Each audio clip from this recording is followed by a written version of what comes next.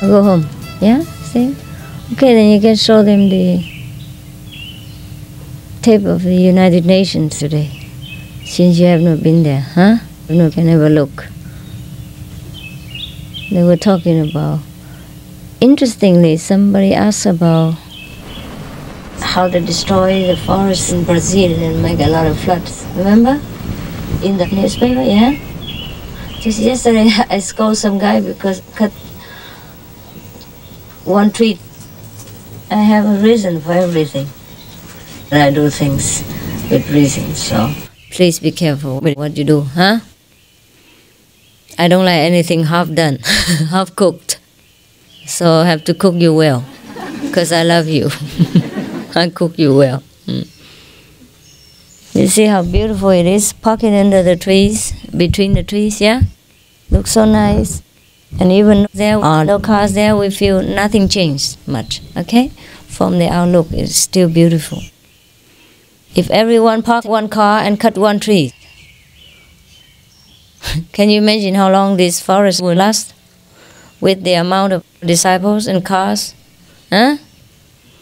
Not even 2 weeks. Each one comes and park where he wants, and then he doesn't like the tree in front of his nose, and he just cuts it. Yeah, and it breaks my soul also. I cannot believe it. And such person also proclaims to be my disciple. How? How do you fit in with my teaching? When we do something like this, it's not only the tree that's important. It's not a mistake. It's our level. Our practice is so low. And karma is heavy. That's what makes people not like us, understand? Because of our level, not because of the tree. It's just leaking out of our inside. Whatever we do is mostly from the inside. Recently, I was having so much work, and sometimes it's very difficult to have time to sleep because of the Vietnamese refugees problem. Not because of our spiritual problem, yeah? Our spiritual progress is going on nicely because we started many years now, yeah? And it's more or less settled down and organized.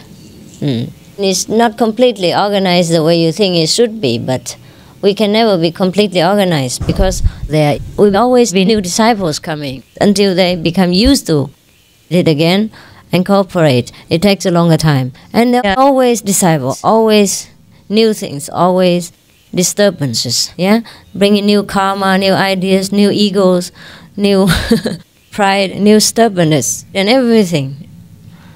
So we always have to put up with it, especially me. So actually these things take care of themselves because now we have many disciples, yeah? And each one takes care of the next, more or less. It's not so chaotic like the first few years. And we have different centers and everything seems to be a little bit settled down, yeah? So it's not the spiritual issue that gives me trouble and makes me sleepless and all that. It's just the Vietnamese refugees, the urgency and the frustration of bureaucracy and the fear of the free world to increase their own burden, which they already have, and the fear of the different culture shock and clash, and the fear of the different ethnic backgrounds that make many nations step back from receiving the refugees. So when the refugees first came, there may be so many misunderstandings, cultural shock, and custom differences that are difficult to handle. Even though in the long run they will produce and help the nation, but for the first entrance, they might create some kind of waves, disturbances in the social structure of that nation. So this caused me to have a lot of work, headache, sleeplessness, less appetite, and caused a lot of suffering, inner agony, and tiredness, of course. And sometimes this also caused me to have a lack of time and energy to take care of the disciples. Even though inside, the master power takes care, but on the outside, sometimes you see me a little bit more tired or something like that. It's because of this.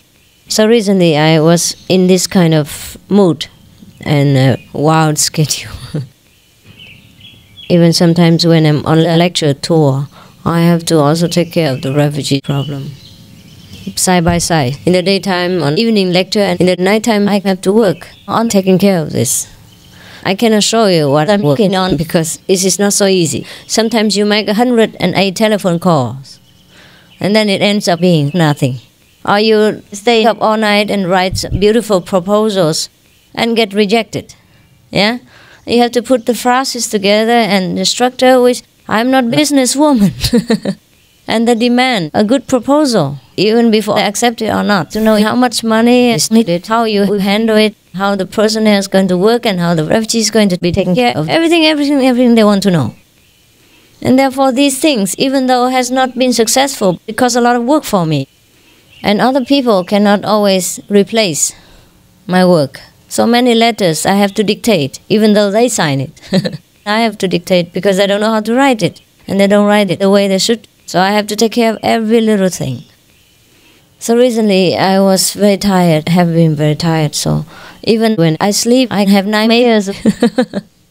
Just to give an example, what I have just said to you before, whatever comes out of even of our dream or action is the leaking out of our inside, of what we have full of inside. So do not think that because you cut one more blade of grass, then I will scold you. It is your karma, your heavy karma. It is your lower level of consciousness that causes this. But we should demonstrate our inside wisdom by every action in life and daily life. That's how people know you are wise or not. People know whether truly practice or not, whether you progress or not. Otherwise you can boast many things. You can hang all my pictures all over your chest and your hair and your feet and your hand everywhere to show your devotion. But that won't fool anyone. If your actions, your speech, and your thoughts are so low and harmful. So going back to my recent state, I was tired that even one day I had a bad dream. I don't dream, but that day I dreamed. What did I dream? It's just kind of topsy-turvy, you know. It means nothing at all, really. I dreamed about I saw my father and we are somewhere, but it was not in our house. Anyhow, my father was there. But it was at the end that I was supposed to be with my father somewhere. And I wasn't the master somewhere in the old time. And I had a snake with me. Then the snake's supposed to bite everybody on the hills whenever he got a chance.